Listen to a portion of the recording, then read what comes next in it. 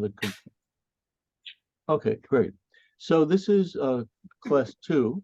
This is a class in Manet and Degas. But before we start, I want to just go over some things about this essay I'm asking you to write. Um, so some of you have a problem with writing. So if you have a serious problem with writing, just present what you have to say. I don't want you to end up in the hospital, okay? Okay.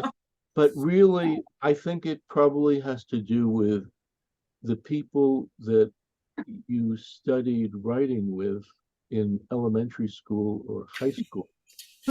And so, but I would say that if you're down the middle about writing, give it a shot.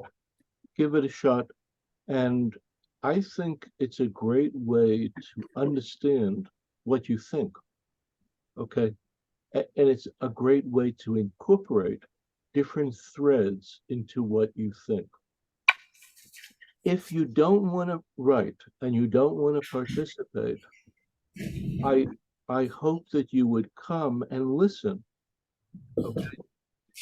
And if you want to write something and just send it to me, that's fine. Okay. And if you feel like I'd like to just speak about what I think, that's fine too. So people come up with very interesting things, and you're all the better listening to them, listening to people speak. So you're going to be sending me two images, and you're going to compare the two images. In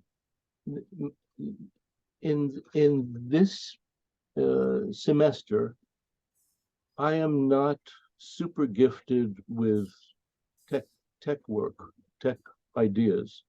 So you please send me the images one time, and yeah. So now you're going to compare the two images in terms of these possibilities or any other possibilities you can think of. So I'm just listing from my notes: composition, color, scale, form, poetry, emotion, handling of paint, tonality, line, the different lines that are used, expression, the use of space, use of design, texture, the empathy that you feel, psychology, volume, electricity, pulse, insight, whatever insight is. I write the depiction of the eye. I have a thing about eyes. So I like to look at how an artist portrays eyes. If you like that idea, you could talk about that.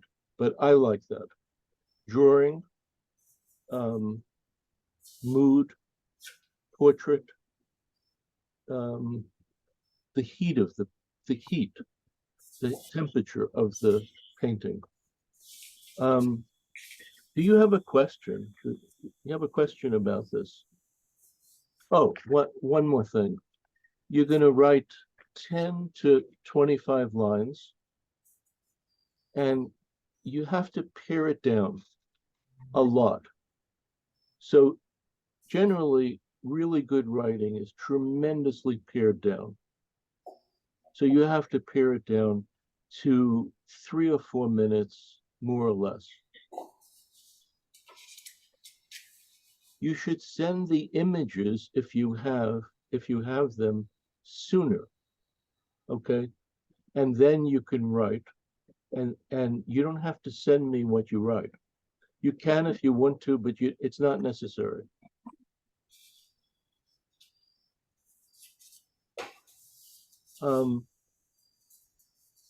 you should be comfortable in what you choose to do. I certainly don't want this to be onerous. I want you to enjoy this. This isn't about getting a good grade. This is just responding, responding and pushing yourself to respond. Is there a question? Okay, so if a question occurs to you, just you know get my attention. Ask me. So again, if you came late, if I ask you to send something back saying that you got this message, you should just write back and say, got it. I understand. I got it. So uh,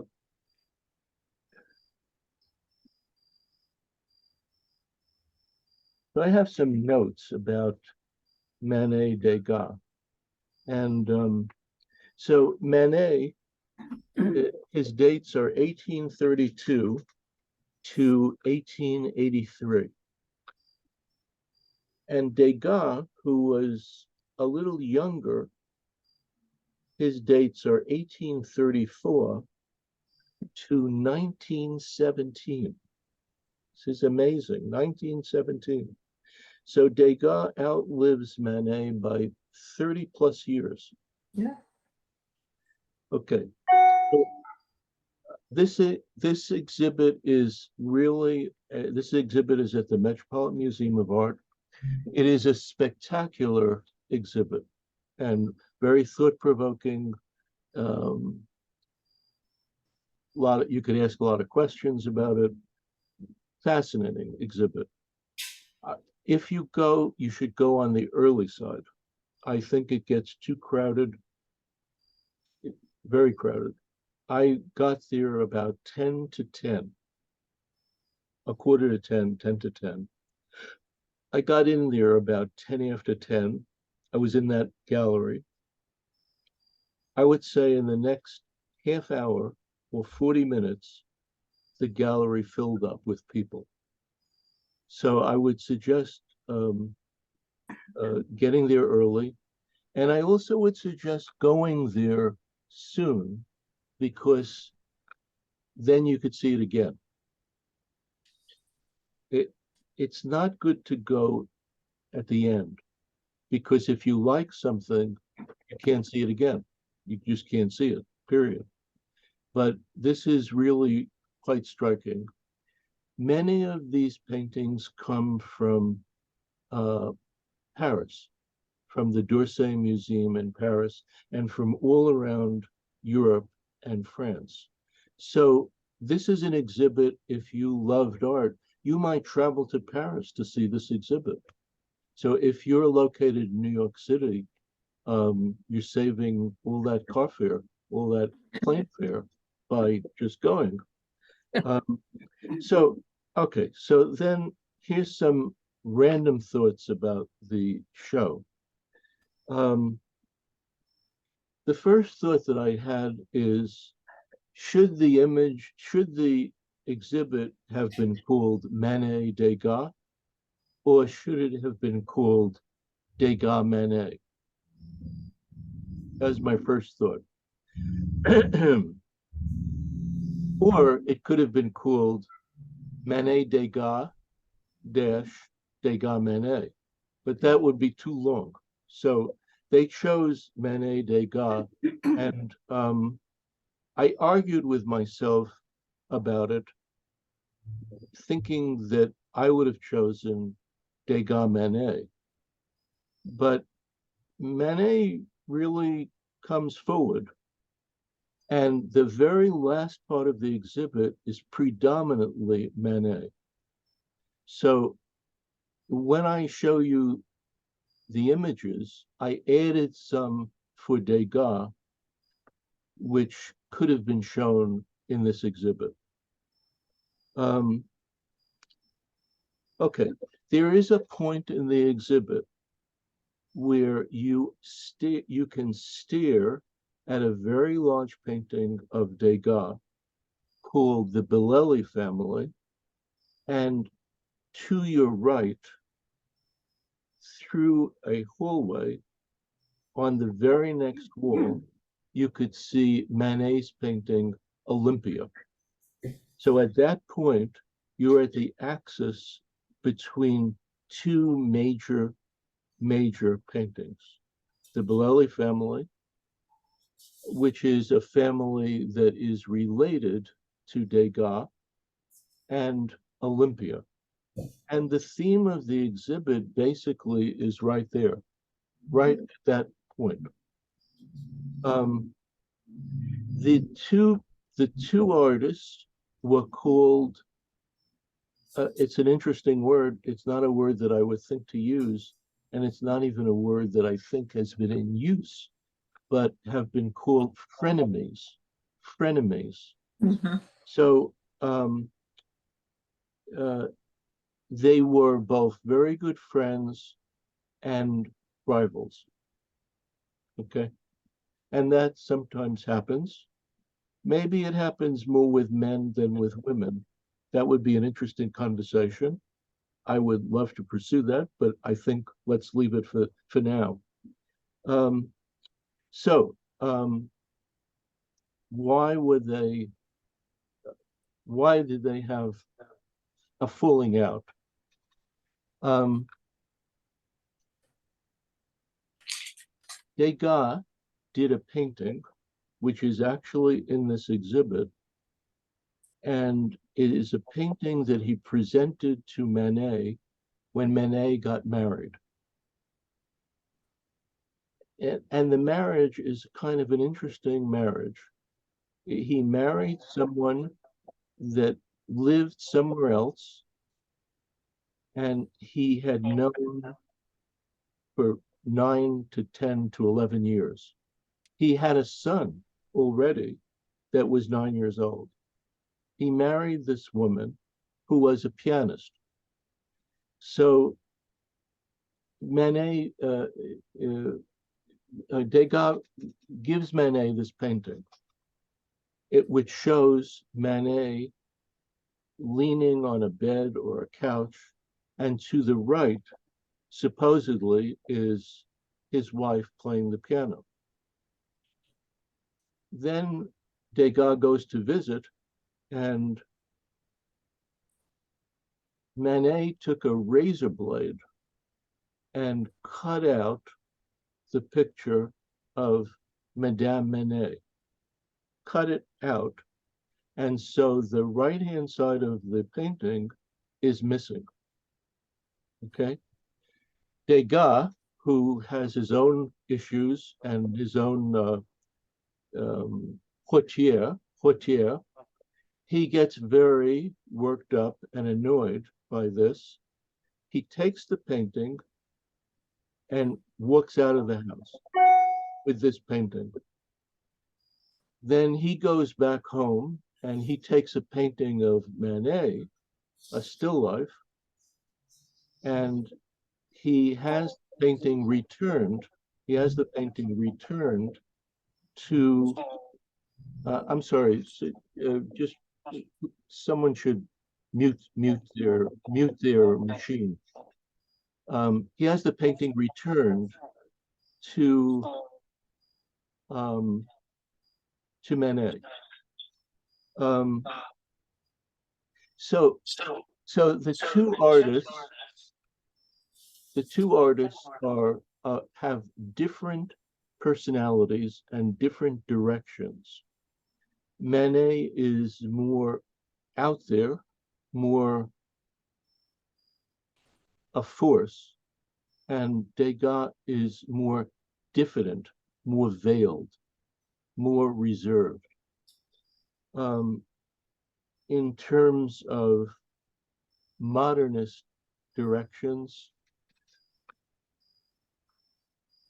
they're both interested in this modernist idea, but I think that Manet, you could argue that Manet is more um, unorthodox, more in your face, and Degas is more reserved.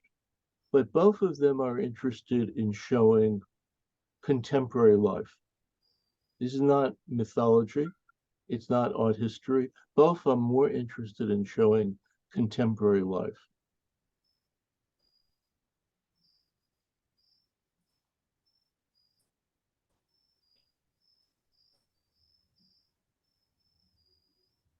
So I'm going to just say a little bit about Manet, and then I'm going to show some pictures.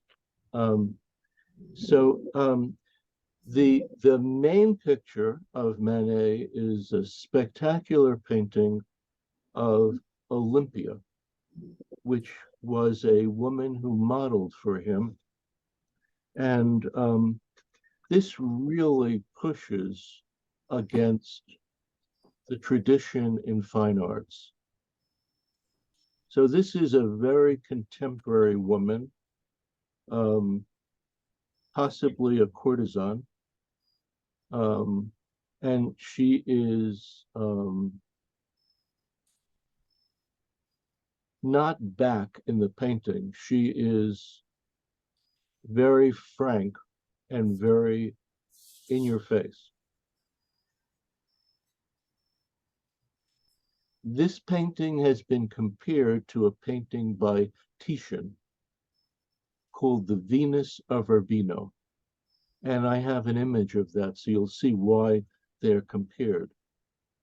And I believe that there was an exhibit in Venice which showed the two paintings next to one another.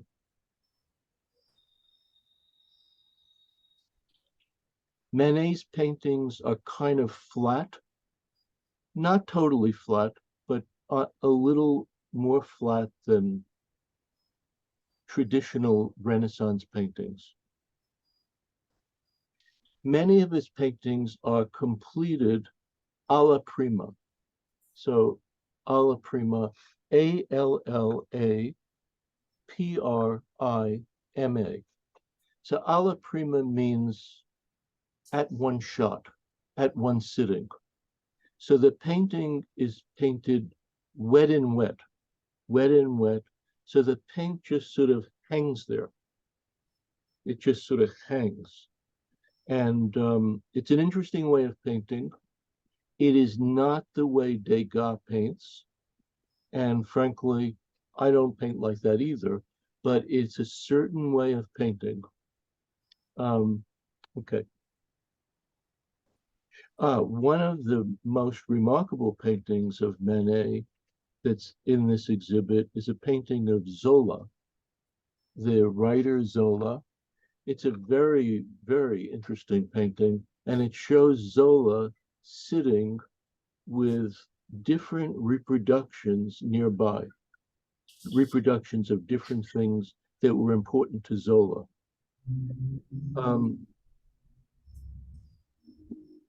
So Manet, his paintings are blunt, forceful. The forms have a certain power and directness.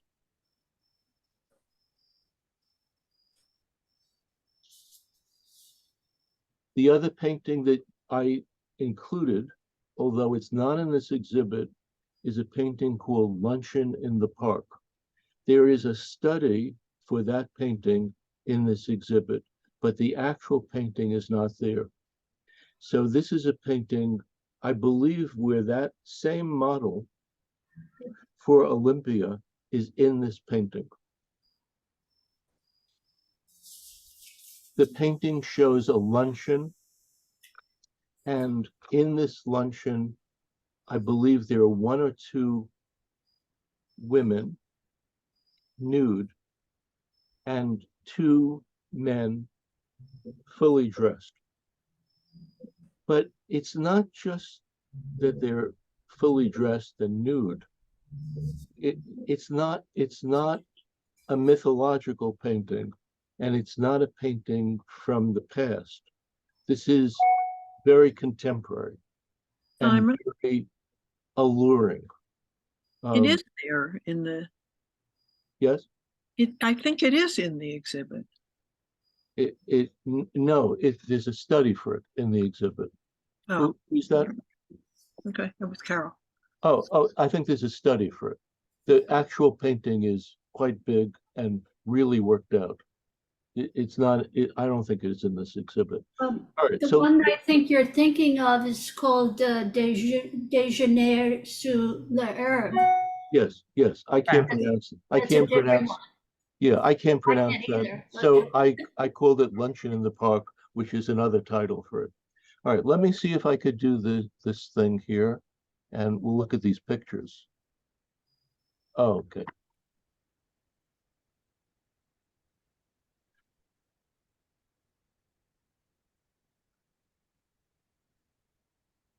Okay.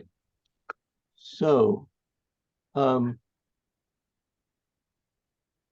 I'm assuming that you can see these, right? Yes. Okay, good, good. I'm not the most adept with this, so I may have to just ask questions. So you see, this is the image when you come into this exhibit, which shows Manet on the left and Degas on the right. And in this juxtaposition, you could actually see, just as I mentioned before, the duality between these two people. Okay, I mean, it's really there from this kind of alla prima painting, um, very blunt and forceful, and Degas much more reserved on the right, definitely not alla prima, definitely not. Um, and so these two portraits flank the beginning of the exhibit. And so this is the Manet painting. Now this next one is from another exhibit, but it's interesting in that you see the Olympia painting through a hallway. And that's exactly what I was trying to describe before. So if you go to the Met, you will see this painting through a hallway, just like this, and the wall that is perpendicular in front, in the near space, the wall that is perpendicular holds the Bolelli family, which you'll see soon enough. Okay, so this is the Olympia painting, and now I think the painting is still quite shocking and striking, but imagine this is in 1860, 1870, whenever it was painted. So there is a frankness about this woman, and she's not passive. She's not receding in space, and she's very much her own person, and she's not an object, and she is really quite striking. And you can see how flat the forms are. And this is a large painting. It's about 5.5 feet wide. Um, and soon you'll see the connection between this and the Titian painting. In recent years, there is a great deal of study connected with images of African Americans and images of black uh, people in art. And so a lot of writing has been connected with the woman on the right. Laura.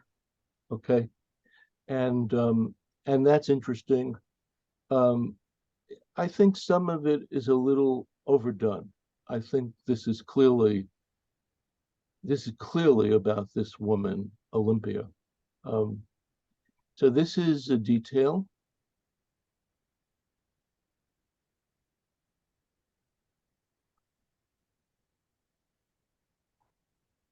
And you can see how the paint sort of hangs that makes it this wet and wet quality.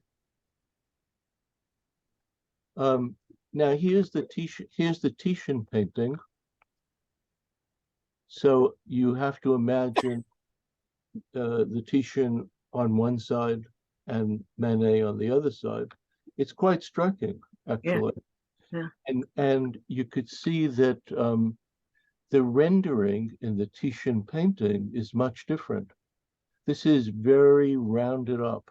This is a very Renaissance painting, very rounded up, very weighty form, spectacular composition, and also very alluring, and one of the great nudes of all time. Oh, also, this is interesting. These two nudes go back to Greek and Roman sculpture. So in Greek and Roman sculpture, there is a tradition of a reclining female figure. And then it was taken over in the Renaissance and then continued into the 19th century. And I didn't want to include my own work, but there is even paintings of mine that would relate to this. Okay, I just didn't want to go there. I have a question. Yes. Did Degas, I don't remember, are there any nudes by Degas in the show? Yeah. There are, but I've increased his output in my presentation. I think he didn't have it wasn't 50-50 in presentation in terms of how many works by Manet, how many works by Degas, but I increased it. The nudes of Degas are fantastic, so Yeah. really fantastic. But anyway, let me just continue. So this painting is by Courbet, and so here. Oh, I'm sorry. I meant to do this one. This painting is the painting I was referring to before, Right. which shows It is different. the two women, one nude, the two men, both clothed, and this scene out in a forest or in a park, and the still life. And this painting provided quite a sensation at the Salon in Paris. And then I believe that the next exhibit, or the exhibit after that, Manet followed it up with Olympia. So with this painting, which is also quite large, I juxtaposed it with this one. Okay, this is by Courbet. Okay, so this is also very alluring, as this one is. This one perhaps is even bolder. Here's the one by Courbet. Courbet can be very, very striking, and I think this painting is very striking. It always struck me whether this painting was before or after something. Unclear to me, before or after, not sure. And then I thought of showing this painting, which now I've forgotten who did this one, but I think this one is either by, I think it's by Titian. So this painting is different because here you have the women and the two men, but it feels not contemporary. It feels like a painting of another time, a mythological area. Yeah. Okay. Yes. I'll go a little further, and then if you have a question, we'll get the questions. In putting these slides together, which was a lot of fun, very, very interesting, very thought-provoking. I found this slide, which Renee said, why are you putting this in there? But I think this is interesting. Okay, so this is the reverse. This is a contemporary ripoff of the Manet painting, but it's a reversal of it. Right. So the woman is clothed, the men are undressed, not totally, but undressed. And what is the frisson that this is getting at? Unclear. But whoever is the designer or the photographer for Yves Saint Laurent knew the Manet painting clearly. Okay, this is a conversation with another painting. This one is the Zola painting, and I always liked this painting a lot. It's a nice size painting. It's not huge, but it's a really good size painting, and it shows Zola probably in his study with things that are he's been attracted to, including the Olympia, and books. He's lost in thought. If some of you know the triptych that I did, I somehow remember while I was working on that painting, thinking of this painting. Okay, thinking of how the accoutrements describe your life. The accoutrements become the alter ego, and you're having a conversation between yourself and these objects. Just skipping ahead slightly. So Manet and Degas have this falling out, and this is the part that's very, very interesting.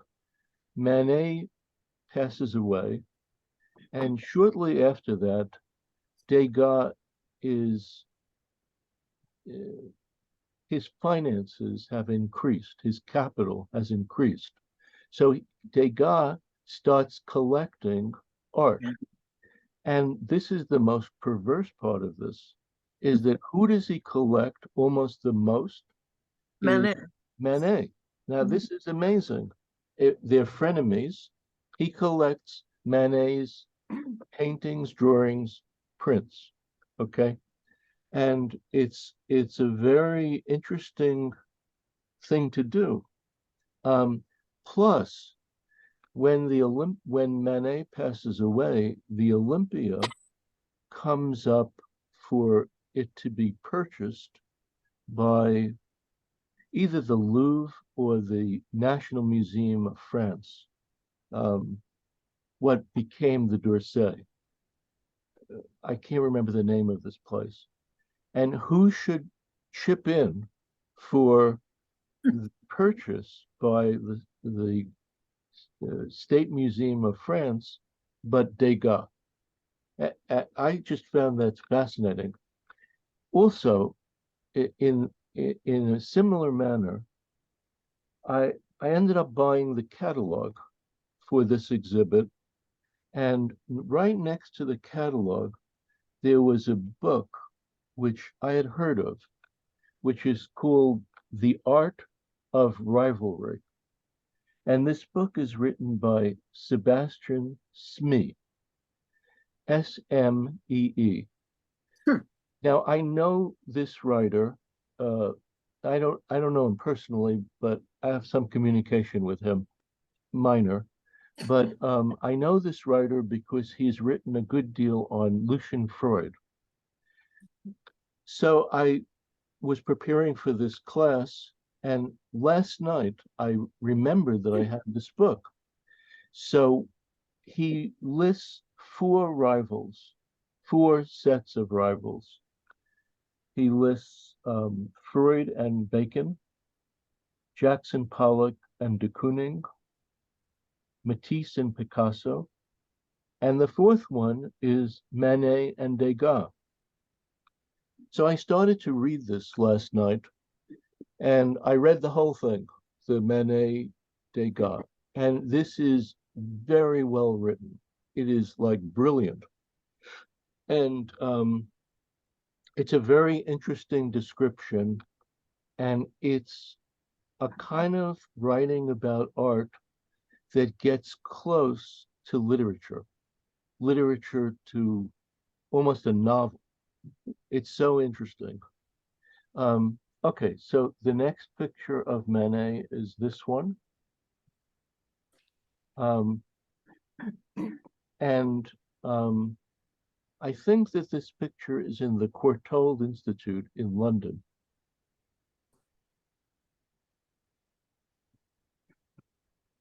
And this painting coming up, the fife player, is quite a well-known painting of Manet, and very simple forms. I'm sorry, I meant to do this one.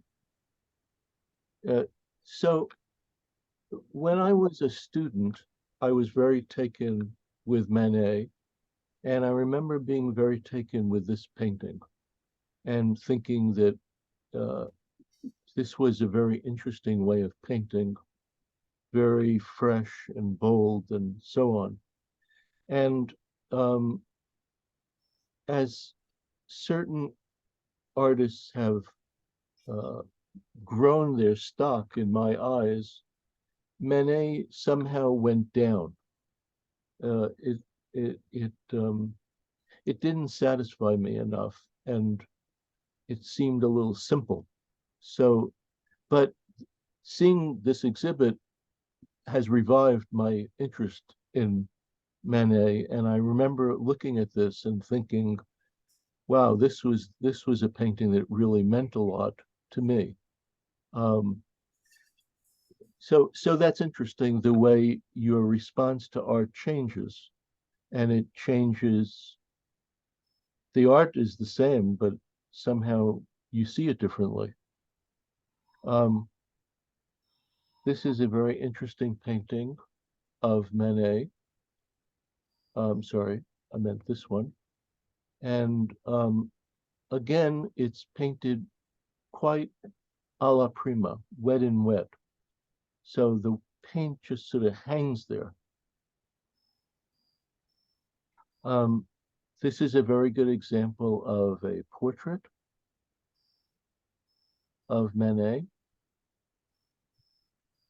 So the forms are very simple. And I think that for myself personally, I began to get more into art that was a little more adventurous, like in the direction of Cézanne or even Bonnard or Seurat. Um, but this is quite striking. Um, here's another one.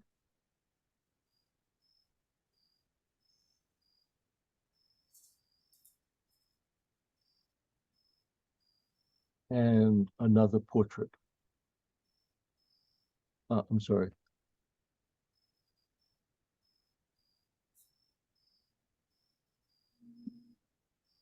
Um, this is a very interesting painting, extremely pared down. And this is in this exhibit.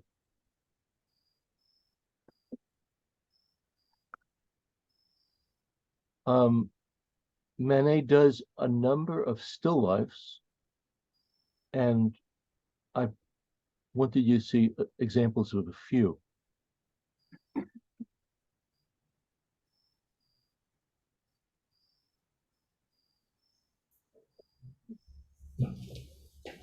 Now, in this one, I think the focus is off. Maybe this would look better if it was smaller, but I just didn't have the expertise to make it smaller on this run.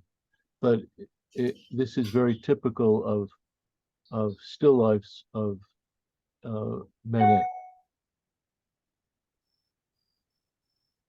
And here is an interesting juxtaposition which shows Manet on the left and Degas on the right. Do you have a question or a comment?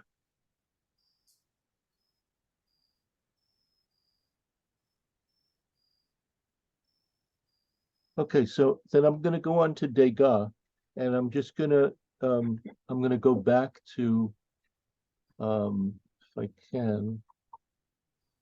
I was gonna just say one thing, that that Manet is very flat and seems to, or at least I think I read this 300 years ago, influenced by Japanese prints, and the kind of flatness of those prints and the crystalline forms, some without background patterning. Yes, I agree. It was interesting to see that in the Zola portrait. It was interesting to see the Japanese prints in it as well. Yes, yes. Just hold on a second. Hold on. Hey, Renee? Renee? I don't know how to go back to the screen with all of you.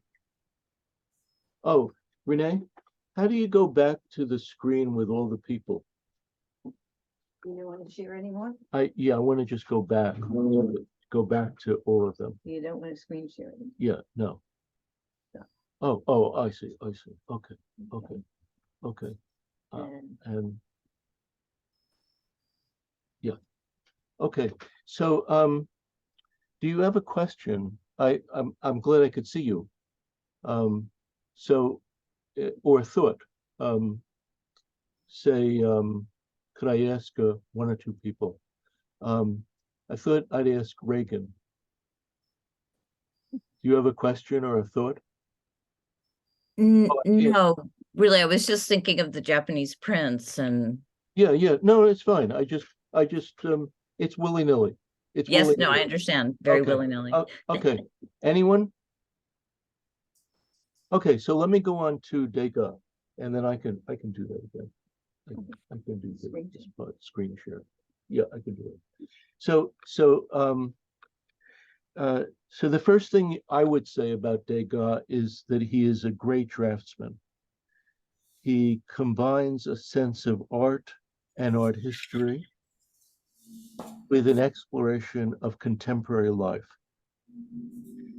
He spends a great deal of time copying art, not just as a student, but all through his life. He copies art, drawings and paintings. He's a indefatigably great sketcher and drawer, and many of his pieces are copies, not just as a student. In his drawings, if you look at his drawings, you should look at the line in his drawings.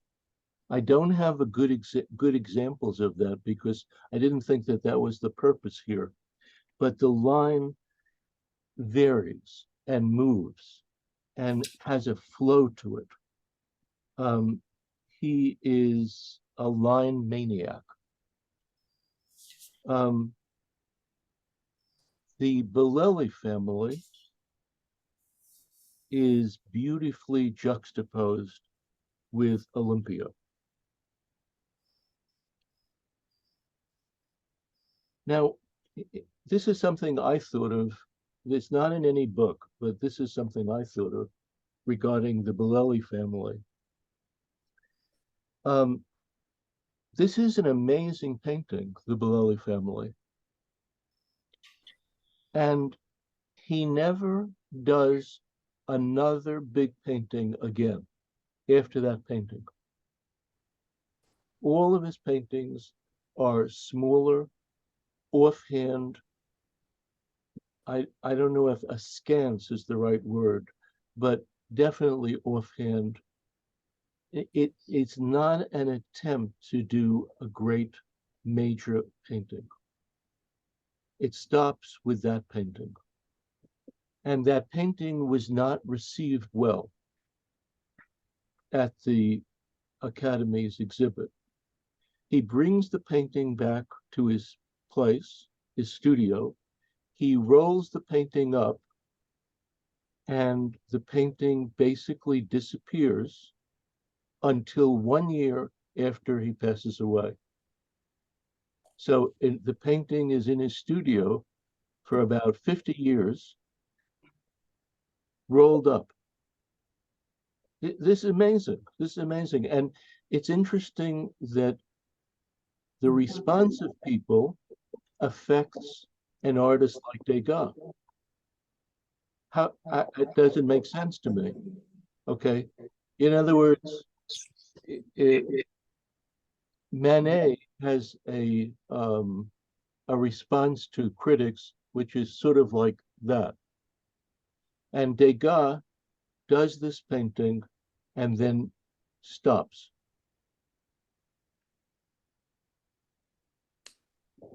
Now, this is a question that I have. I wish I knew someone who was an expert in Degas, which I could ask that question to. This is a question that I had in my thoughts. So at the time, it was a goal for an artist to do a great historical painting or a great mythological painting. So in a sense, the Bellelli family is Degas' attempt to do a giant historic machine painting. But the difference is that it's not a painting of a military event. It's not a painting of a mythological program. It's a painting of a family, but the scale of it implies importance. It implies he's in competition with the major paintings of France, the major paintings of that time. Then he stops. Now, in one of the writings about the exhibit, I don't know if this is true, but it's a very interesting statement. The writer surmises that Olympia had a great effect on Degas. And when Degas saw Olympia, he stopped doing paintings that were historical and mythological. I don't know where they got this from. It certainly looks like it in the exhibit, because near the Olympia painting, you see fairly large paintings of Degas, which show these kind of mythological scenes. He stops doing that, and he does other things. Is this true? I don't know, but it's a very interesting. If even as surmise, it strikes me as very interesting.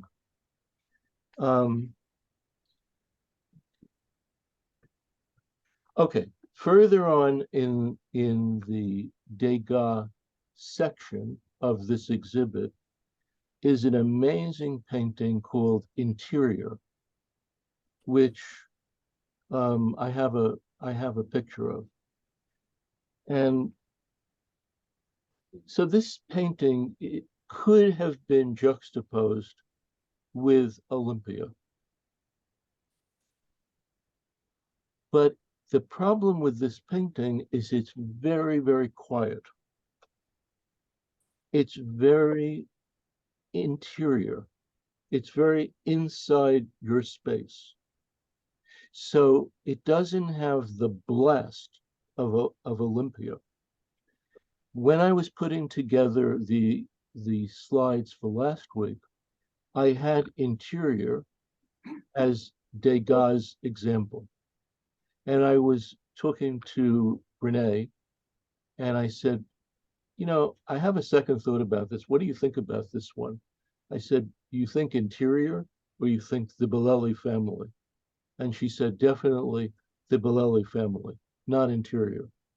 Okay, so we'll get to see that very soon. I have to sort of speed up. Yeah, I'll show you that very soon.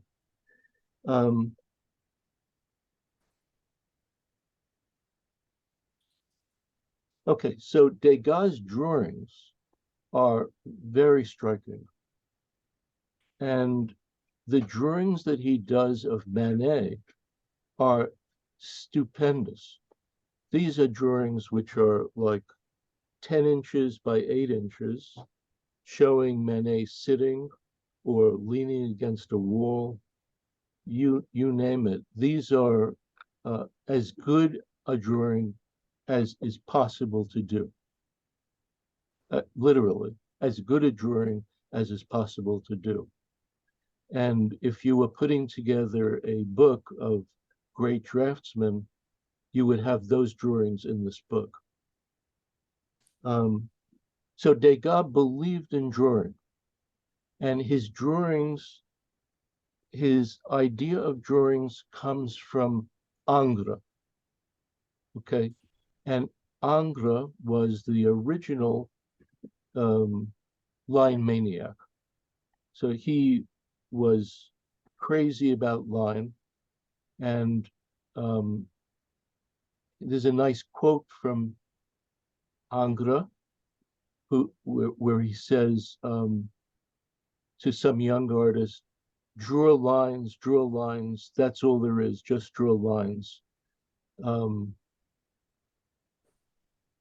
And drawing is the probity of art. Drawing is the probity of art. It's a very interesting statement.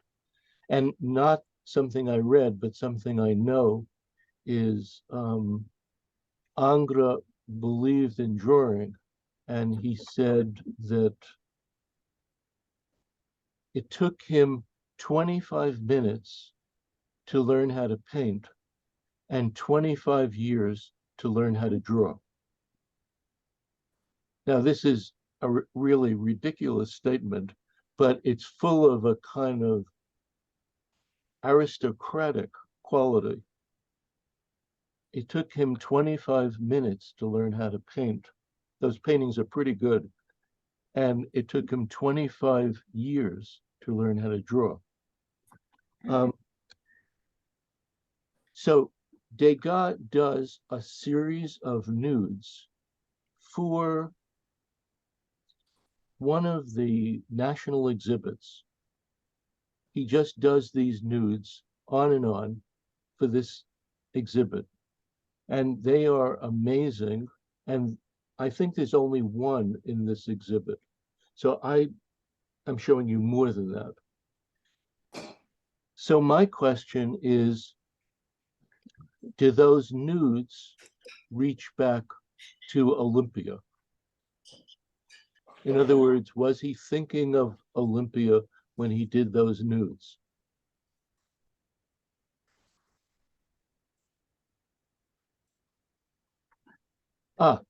One thing I forgot to say is that one of the paintings that Degas buys is a copy of Olympia, with a big copy of Olympia, which he has on display in his apartment.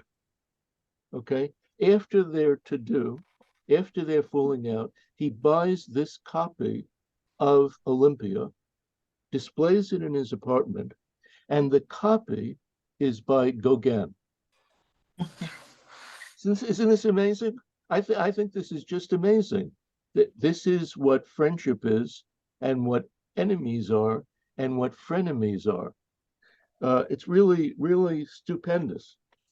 Okay, so I have to show you these pictures. So let me see if I could get back to this screen. Okay. Okay. So this is the Bellelli family, and this is quite a large painting. And a lot has been written about this painting, a lot of studies for this painting, studies of the children, the woman, who I believe is Degas' sister, and her husband, and the marital relationship that exists here. But this is a major good-sized painting. And when I saw it, from my point of view, it held its own very well with Olympia, even though I could understand why, for certain critics, Olympia is looking forward in some way, and this painting is possibly looking backward. I don't know. It's hard to determine that. This is a detail of this painting. Another detail. And to give you a sense of how big this is, amidst all the slides, I found this one. Wow. Okay, so this is a good size painting. And if you have never seen this painting in person, you are really in for a treat. This is quite striking. This is the little drawing of Manet that's done by Degas. And I don't want to spend too much time on this, but you see the lines in this drawing and the variety of line. This is a very small drawing. This is like maybe 10 by 8 inches. And all these varieties of lines and the essentialness of his friend, Manet. This is a spectacular drawing. This is another drawing of Manet. And Manet worked in lots of different mediums. And this medium, he's using wash. A question? Okay. Okay. So this is a painting that Degas did of a friend of his named Tissot, Tissot. Tissot. James Tissot was a contemporary artist of Degas. And here you can see Tissot in his studio with his work. I should have mentioned this to you. Degas and Manet had another thing in common, which is they both came from very well-to-do families. And they were completely independent of income. Not that they weren't selling their work, but they lived independently of. I think both of them, their families wanted them to be lawyers, and I think Manet failed some test to be an attorney or to go to college or something like that twice. And what reminded me of this was that Degas, part of his family lived in New Orleans. It's mother's. This is a painting of the cotton market in New Orleans. And so this painting is quite interesting in that this was constructed from multiple drawings. Okay, this is amazing to have produced this drawing, this painting in this manner. And there is a spatial part of both artists, but especially Degas, which emphasizes space, Right. interiors, the way space converses with people. This painting is really worth looking at in this exhibit. And this one is owned by the Metropolitan Museum. It is a stunning painting and is in the room with the Olympia to the right of the Olympia. And I remember years ago reading about this painting and that the painting, I think, originally was a painting of the bowl of flowers. And the woman was added afterwards in the corner like this. It's a really, really striking painting with lots of different textures, but it's painted in a much different way that than Manet paints, than Manet paints. Now, this is the painting that I was trying to describe before, the one called Interior. And this one. This is a real sleeper of a painting. You can literally walk right by it. Supposedly, it's connected with a book, which I think is Zola, called Thérèse Raquin. And it is a scene that takes place in this book. All unclear, totally unclear. The painting, to me, looks like an illustration, but it doesn't look like an illustration of any book I know of, or any book anyone knows of, or any story that is clear. It is extremely enigmatic and mysterious. And when you go and look at this, the box on the table is fabulous. Very, very alluring, like a secret sexual place. All the accoutrements, the other things that are on the table, the light, the garment on the floor, the juxtaposition of the two people, the close compressed space. This painting is owned by the Philadelphia Museum of Art, and it's wonderful to see it in New York in the context of this exhibit. Simon, what's the name of this painting? Interior. The painting is called Interior, and it had been called for many years The Rape. Yeah, it doesn't look like a rape to me. Well, it's kind of like what I said about the Courbet painting. It looks to me like before or after. Before or after. Unclear. Okay, In fact, to me, the painting looks like Baltus. like what? Baltus, the artist Baltus.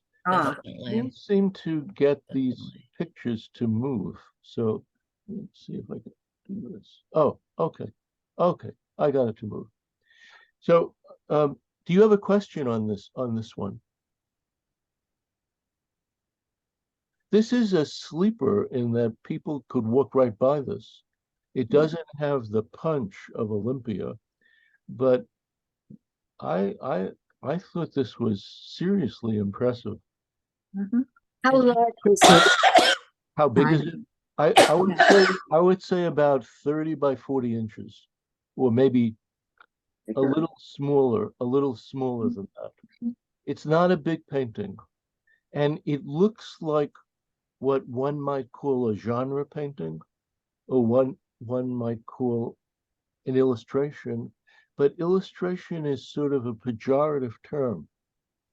So it really doesn't look like illustration. It looks like it's telling a story. Right. It looks like a narrative, but what is the narrative? It's totally unclear. And this painting is almost like a piece of writing. It's like a piece of poetry or a novel. It leaves so much unsaid.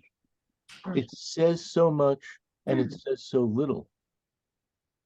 So that strikes me as very interesting. I hope I'm right about that. But Reagan, what do you think? Oh, I'm sorry. I say, what do you think? I just returned. What was the question? Oh, I'm so I- sorry. I'm I so said- sorry. Was it- No, it's fine. What I said is that this painting almost seems like a piece of writing, like Yes, I know what novel, you're talking, I know what a- you mean. a novel, a poem, that so much is said, but so much is unsaid. Has anyone read The Good Soldier? It's sort of telegraphing the Ford Maddox Ford. It No. relates to this. It relates to this. There is a scene that looks a bit like this in that book, The Good Ah. Soldier. It's such a great book. No, it also reminds me a little bit of like a Edvard Munch Yes, yes.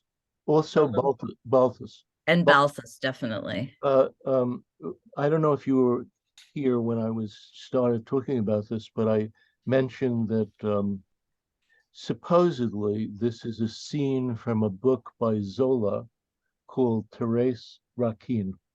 I'm gonna look that up. I think that that's what the consensus is. And there's even in some piece that I was reading, there's a little like 2 paragraphs, which are the 2 paragraphs that the writer thinks that this is describing. Right. So the point that I was trying to make earlier was that the use of the word illustration is pejorative. This does seem like an illustration, but it it changes the meaning of what illustration is, because it it seems like an illustration for a book that no one knows, no one has heard of, no one has written, that doesn't exist.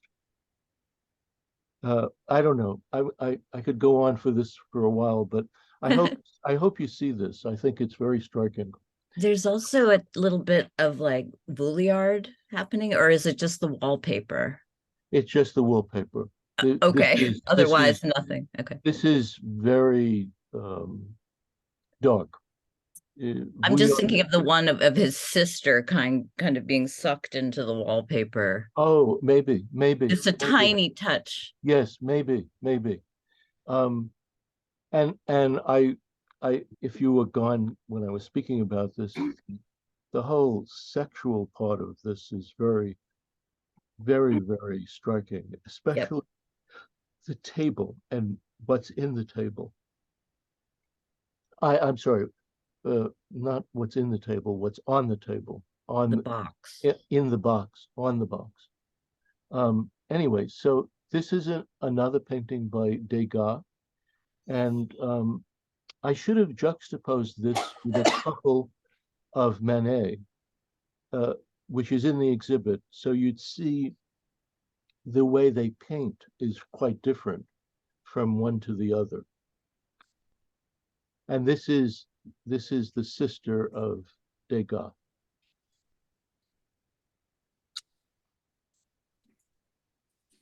Degas does a number of self-portraits, and they are extremely striking from a very early age on.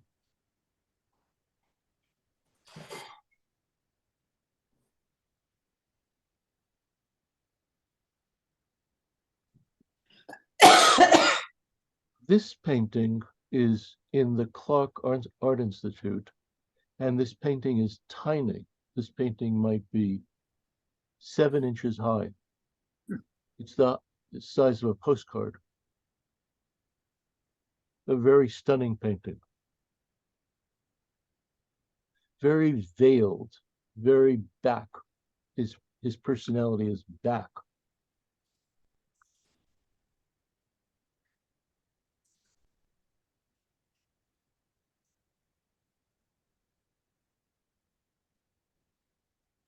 One curious thing about Degas, which was brought up to me by a student who couldn't come this term, but he was upset by discussing Degas because he felt that Degas was anti-Semitic, and he certainly was.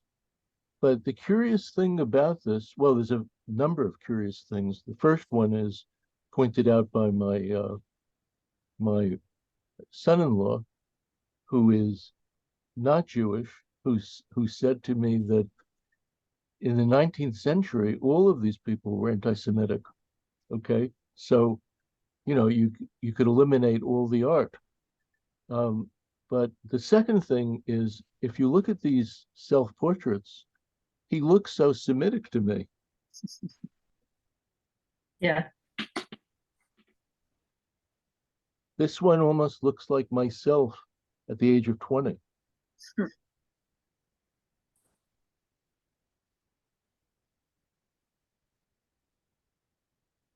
This painting is not shown very often, but is owned by the Brooklyn Museum. And I noticed when I was tracking down various pictures that this painting is in the director's office of the Brooklyn Museum, which is odd because her tastes are not in this direction. But maybe she thought it would be whimsical to put this with other things. Now, one of the influences on doing this class was a class that I took at the Brooklyn Museum with David Levine, who's a caricaturist and watercolorist. And in one of the classes, he took the students around the museum to see various paintings. And he just free associated about the different things we looked at. And listening to him talk about the art was extremely inspiring to me. And part of my doing this presentation is connected with what I saw him do. And I remember him stopping in front of this painting. And the thing he said stayed with me all these years. He said that in this painting, in so many areas of the painting, there's a whole school of art. And I think what he meant was the way the paint is applied, the design, the composition, the line, the way the painting is in focus and out of focus, and the whole sense of the attack mode in the painting. Everything is somewhat out of focus, except his eyes. It was a very interesting statement, and it really stayed with me. And this is maybe 55, 60 years ago. So then I thought to end the presentation with some of the nudes of Degas, which are not in this exhibit, but which to me have a certain kind of daring quality where he's trying to push the envelope. And I think they're amazing. So they're pastels done in various different manners. This one is a little dark, it seems to me.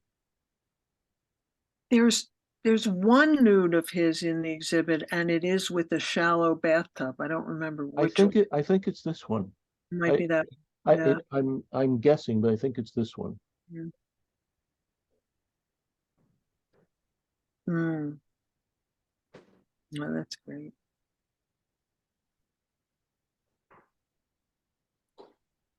So let me see if I can go back to you people. Oh, I did.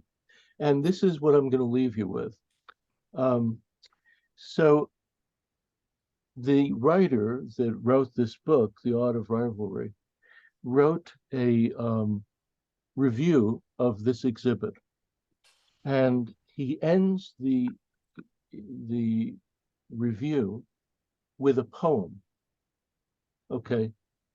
And the poem is very striking, and it's by a contemporary American poet named Merwin, Merwin.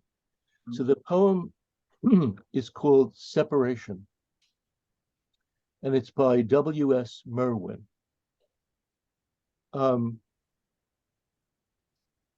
Your absence has gone through me like thread through a needle, everything I do is stitched with its color. Hmm. I'm going to read this again. Separation by W.S. Merwin.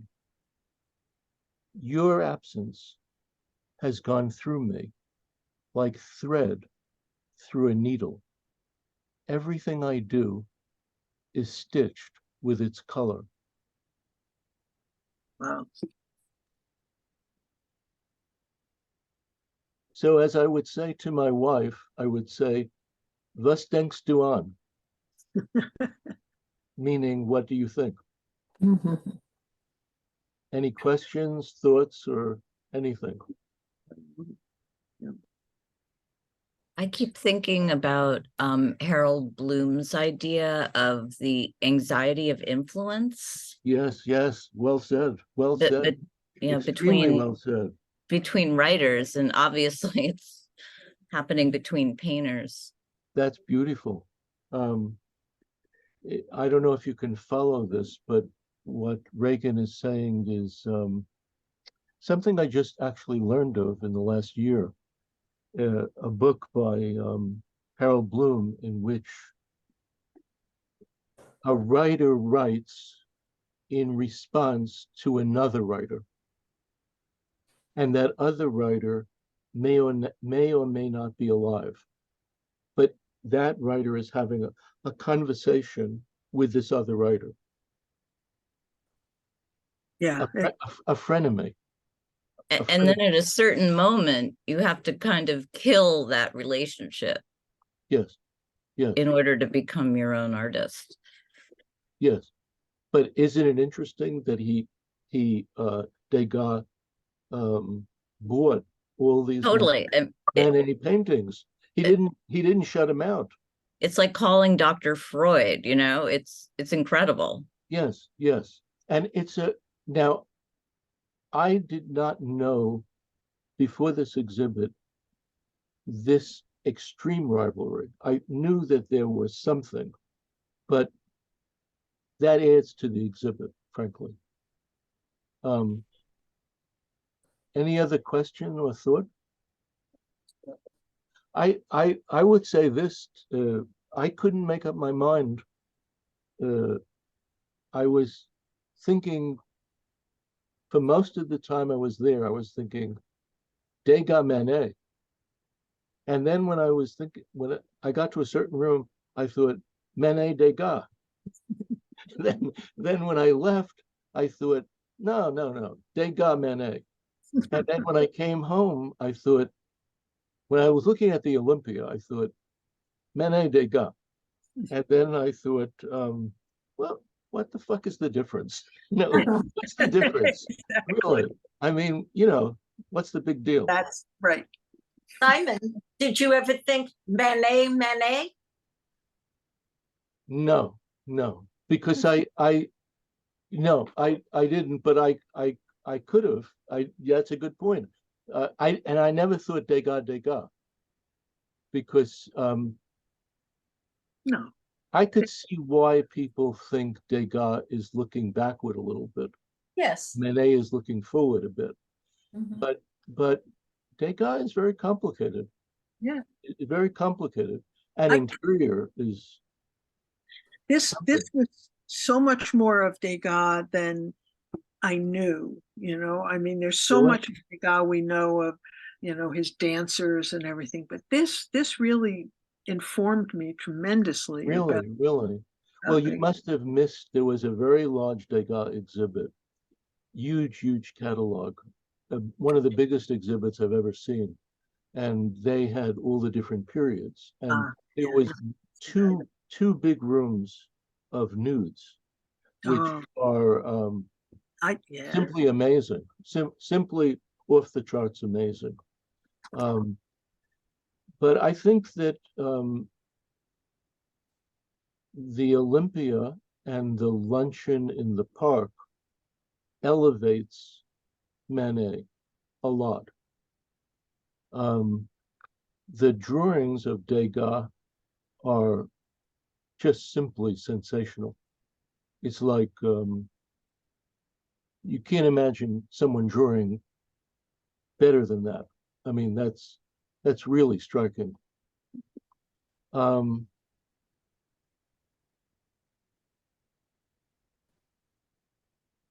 What is The Good Soldier about? It's about a couple, and the woman has an affair with the son. Don't say too much, but I won't, but okay. but Ford Maddox Ford says throughout the telling of this very sad tale, well, this is the saddest story. He keeps repeating that through the book. But there's this moment when the woman collapses sort of over, she dies. I think she has a heart attack over an open chest. And there's the lover there too, Oh, I see. and the sort of neutered husband downstairs. And he says things like, well, maybe one day they'll let me run an elevator. I mean, he's losing his power. He's lost his power. Fantastic book, The Good Soldier. And the author? It's Ford Maddox Ford. Yeah, okay. Let me see.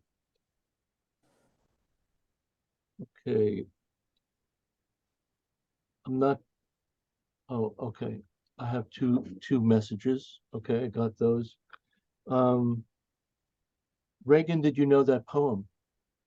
Yes, I do. I did know that poem. It's a very famous poem by Merwin, who's now dead. Yeah, I didn't know that poem. I didn't know that poem at all. And at first, when I saw the poem, I thought it was an excerpt from a larger poem. And then I looked up the poem, and there it was, the whole thing. And Smee writes beautifully about this world, and it was in his article. Yeah. Review ends with this poem, which is beautifully written. It's very, very, very beautiful. Very tiny, beautiful. Yeah. Poem. Yes. Do you think that, after seeing the exhibit, which I haven't seen, and I know several of you have, do you think these two artists influenced each other equally, or can you look and really determine that one may have influenced the other more? I don't know. I have to think about that. That's a good question.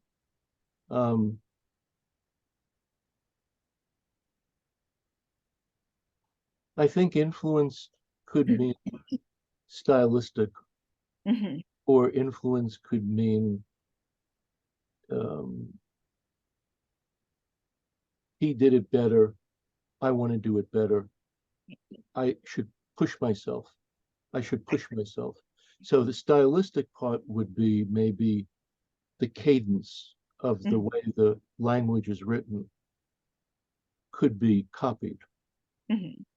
I don't see that in this. It's really an influence of how can I get more power?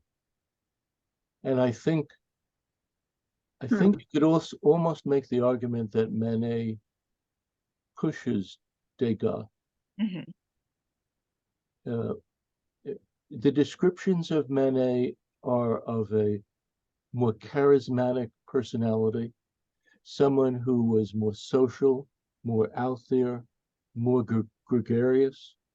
And I think that comes through in his work. Any other thoughts or questions? Simon, you mentioned Ingres. How do you spell that? Which one? Ingres? Oh, Ingres. I don't know if I'm pronouncing it right. It's very hard for me to pronounce this. Ingres. Ah. Thank you. Angra, I think. I don't know. Very hard, especially coming from Brooklyn. Thanks. So the last thing I would say is that this is a theme and an exhibit that I've thought about for a long time. More than the exhibit. Way more than the exhibit, for 30, 40 years. More. It's a very interesting theme and idea, And it's really beautiful to be able to share this with you, and to be paid for it too. It's just absolutely beautiful because I'm just talking about something I like a lot. And I'm trying to get you involved, but to see the humanity in this, and the it's just charged. So go and see this, and we could talk again about it. Right. Have a great week, okay? You too. Okay, Thank you, great. everybody. great. Okay, bye-bye. Thanks, Simon. Bye. Simon, can I ask you a question? Are we going to have access to those slides? Yeah, I don't know how to do, I'm gonna try to find out how to do that, okay? Oh, okay, So, thank you. so I know we did it last term, but there was someone here who was helping me with that. I'll give him a call and find out if he can do that, or if he can show me how to do that. Otherwise you'll have to get the slides off Google or the internet. Oh, okay. Okay, so what you do is you just look up Google, Uh-huh. look up Degas, let's say, Yeah. Degas nude or Degas Bileli, and Uh-huh. you'll see it'll say all or images. Oh, All means text, images or pictures. You put on images, then okay. you see the image you like, just slide it over to your desktop. Slide it over to your desktop, and you could save it there. And So then, that's how I do this. and then you said you wanted it on one, you wanted it them one next to each other, so they could be placed. You could send it one next to each other, or you could send two. Okay. The first one would be the left, the second one would be the right.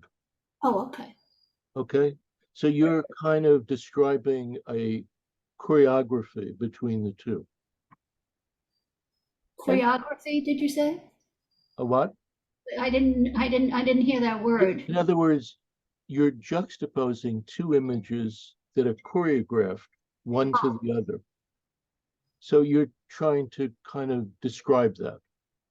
Oh, okay, that's a good way of thinking of it, a choreography. Okay. And please, without a lot of pressure, just to do it Mm. freely, nicely. I don't want you to have a heart attack doing this. Okay? All right. Okay. Thank you. All right. Thank you. Thank you. Any other questions? Frank? Oh, no, I was just saying thank you and see you Oh, soon. great, great, great. Oh, I hope it wasn't too mashugana for you. I didn't find it that way. Okay, good, good. That's what I want. Lucy? Simon, if you can manage to get these pictures that you were showing on here on our screen, that would be really helpful. I will try. They're I will very try to do that. specific pictures try. you chose. Yeah, I'll try to do that. If I did it last term, I understand how it's done, but I don't know how to do it. I'll try. Okay. Okay. Kristen, do you have a question or a thought? Kristen? Oh, okay. I do. Let's see. Susan, yeah. Yeah. So I would like to do, one Degas, one Manet, but do I do the ones that you focused us on, like the Anyone. Bellini, just Anyone you anyone? want. Anyone you Okay, want. great. Any, Thank you. I should have said that. Anyone you want. Yeah. Well, I think maybe others understood it. I just needed to. No, that's fine. Yeah. Anyone you want. Okay, thank you. And Dory, you don't have to participate. You could just listen, or you could just do a little. How you feel? Okay. Yeah, thank you. Okay. Okay.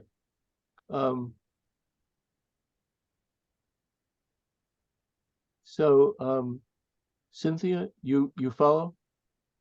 Yeah. Okay. Great. So Okay. I'll see you next week. Okay. Night. Thank you. Bye. Bye, Simon. Bye bye. Bye, thanks. Bye. Bye. Hi. Bye. Send my best.